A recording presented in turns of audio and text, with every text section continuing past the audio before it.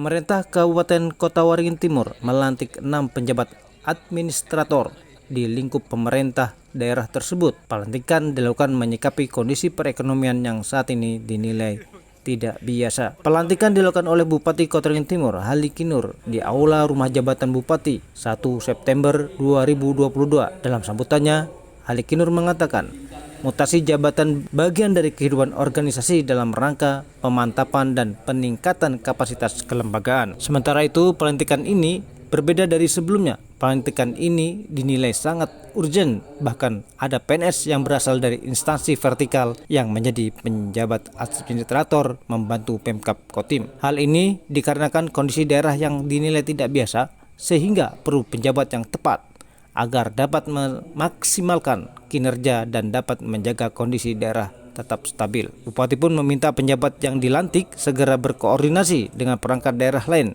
sehingga pekerjaan lebih keras, cepat, dan aman. Kompetensi dan skillnya, baik di sudut umum maupun kemampuan administratornya.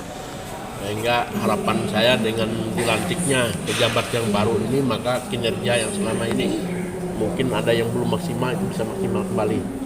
Sehingga karena yang tadi di sambutannya saya sampaikan bahwa kita saat ini bukan dalam kondisi normal, hampir tidak normal karena dunia ini digoncang dengan berbagai misalnya Ukraina, perang di Rusia itu sangat berpengaruh terhadap ekonomi.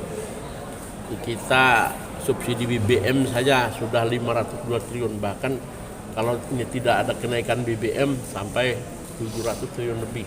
Ini kan beban berat bagi negara, termasuk daerah akan terimbas.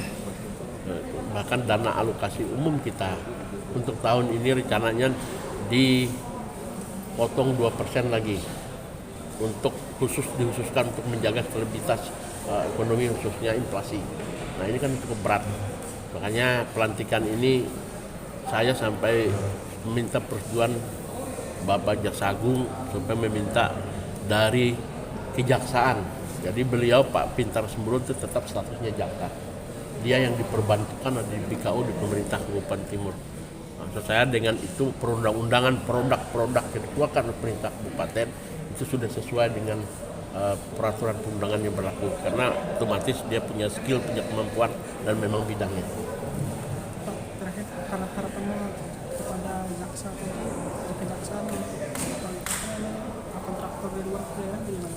Itu maksud saya itu supaya koordinasi dari kepala bagian pengadaan barang jasa, maka itu saya angkat yang baru supaya juga koordinasiin pihak yang saya ingin proyek yang sudah kita susah payah mencarikan dananya, sudah kita programkan, ternyata tidak selesai karena kontraktor ada yang menembak dari luar menurunkan harga jauh di bawah standar yang tidak mungkin logika dilakukan. Akhirnya pekerjaan itu tidak selesai, jadi masalah. Yang rugi kan kita. Memang dananya tidak kita bayar, tapi kan tertahan dana itu berarti kita seharusnya satu puskesmas selesai bisa digunakan, kalau ini malah kan tidak bisa digunakan karena tidak selesai. Kan rugi kita. Memang uangnya tidak keluar, tapi kita rugi waktu, rugi dari sisi fisik yang harusnya kita bisa sudah ada bangunan itu tidak. Saya minta koordinasi, artinya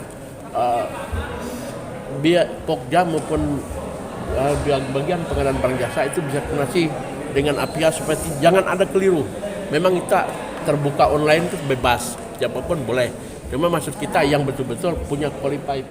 Adapun penjabat administrator yang dilantik tersebut adalah Muhammad Gumiring sebagai Inspektur Pembantu Khusus Inspektorat Kotim, Muhammad Ikhwan sebagai Sekretaris Dinas Perdagangan dan Perindustrian Kotim, Yepi Hartadi Prerianto sebagai Kepala Bagian Pengadaan dan Barang Jasa Sekretariat Daerah Sekda Kotim. Selanjutnya, Yudi Aprianur sebagai Sekretaris Dinas Pemberdayaan Masyarakat dan Desa BPMDes Kotim, Siti Rudianti sebagai Sekretaris Badan Kesatuan Bangsa dan Politik, dan Pintar Simbolon sebagai Kabak Hukum Sekda Kotim, di mana Pintar Simbolon merupakan jaksa di Kejaksaan Negeri Sampit. Dari Sampit, Kota Waringin Timur, Khalid Subagio, Sampit TV melaporkan.